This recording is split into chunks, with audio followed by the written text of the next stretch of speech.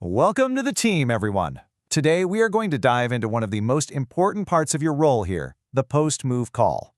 Honestly, getting this right is a huge part of what makes the ReadyMovers client experience so special. So, let's get into it.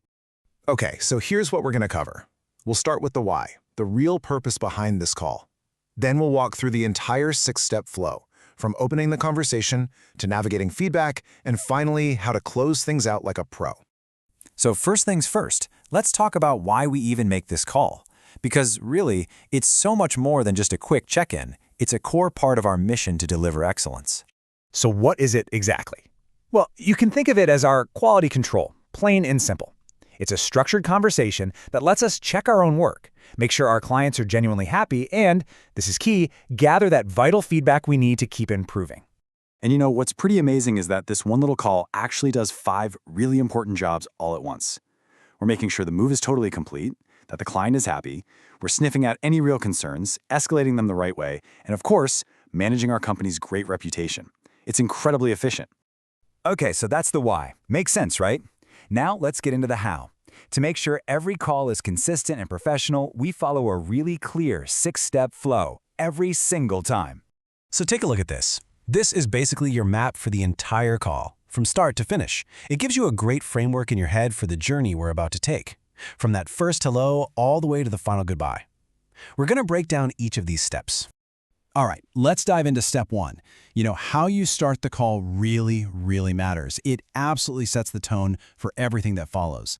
Seriously, your tone here is everything. You want to be calm, warm, and confident.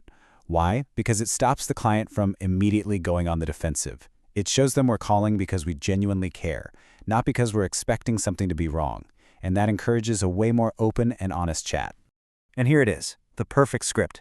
Just look at how friendly and easygoing it sounds. It clearly says who you are and why you're calling. And notice what's not in there? Any of those negative trigger words like problems or issues. It's all positive. Okay, so once you've made that nice warm opening, you'll ask one of these questions. See how they're really open-ended? The whole point is to let the client lead the way. We want to hear their story, in their own words, without us pushing them in any direction. All right, now we're at what is probably the most critical part of the entire call. This is where your active listening skills really come into play. It's the pivot point, you know?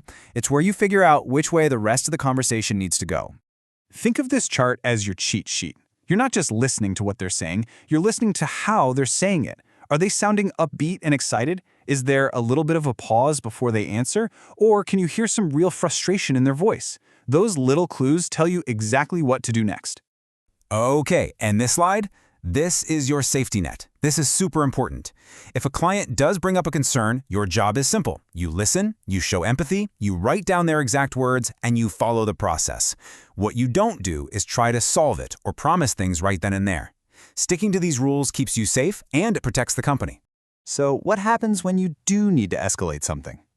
Don't worry, the process is super clear and straightforward. You'll log your notes right away, just the facts. Then, you use the post-call checklist to create an official report, and poof, it's automatically sent right over to our claims team. Just make sure all the key details are in there. It's a system designed so that nothing ever falls through the cracks. Okay, we're on the home stretch now. Let's talk about how to wrap up the call professionally and complete those final steps. Remember, how you end the call is just as important for leaving a great impression as how you start it.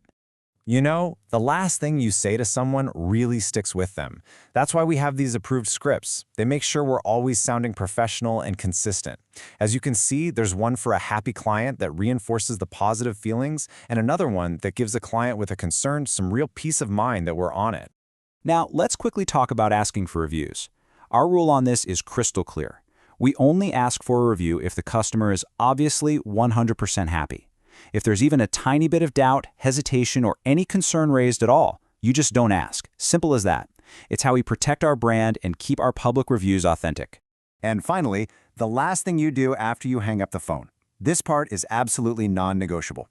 Every single call gets logged in the post-call checklist. It's not just paperwork. It's our quality and compliance tool. It's what ensures we're all on the same page, that feedback is always captured, and that escalations happen exactly when they need to. So look, if you remember only one thing from this whole training, let it be this. When you get feedback, your job is to acknowledge, document, and escalate. That's it. If you just focus on those 3 things, you will always be calm, you'll always be professional, and you'll do a fantastic job for both the client and for us.